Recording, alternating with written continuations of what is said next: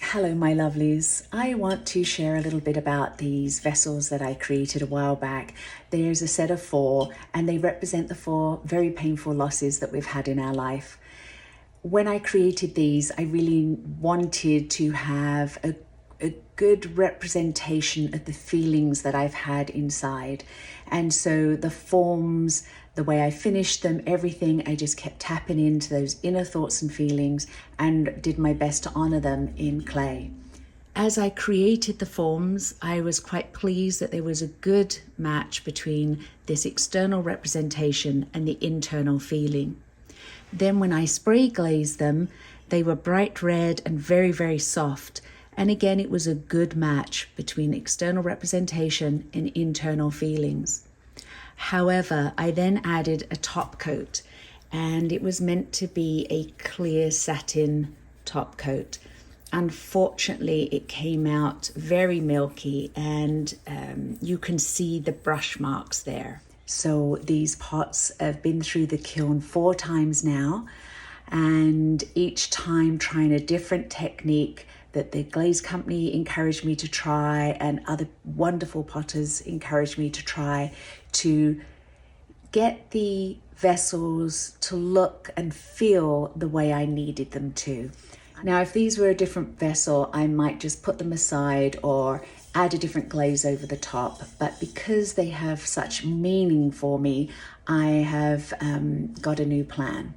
So today I will take them and sandblast them. My hope is that sandblasting will even out that surface and give me a very soft finish again, almost as if they've been rolled around in the ocean and come out like sea glass.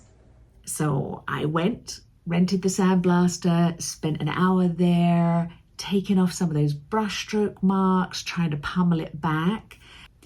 It took some of the red off. It didn't really even out the brush marks. At least the crackle was showing up more.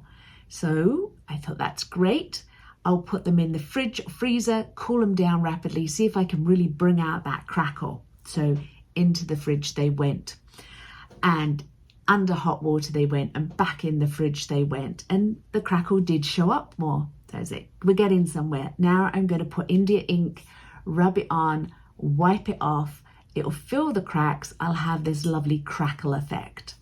So the India ink went in, it went beneath that layer of glaze, leaving all these nasty stains, and actually was really hard to wipe back off again. Now they look worse than ever. They look like they'd been dipped in soured milk, they'd been rolled around in the ocean, and now been left in a really dark puddle. Then I had an idea, okay, I've got to take them back to prior to the India ink. So I put them in the dishwasher this time. They went through a full wash in the dishwasher. The good thing is the India ink was removed and we were at least back one step. So I chose a glaze that I really like. It's a lovely satin finish. It breaks blue and green, and I covered the entire thing. Yes, the entire thing. Even this area up here, I covered the red top to bottom, all in a green blue glaze. Then I just bought some honey flux glaze, which is a fluxing glaze. It has the glazes move a little bit. I didn't expect them to move quite this much.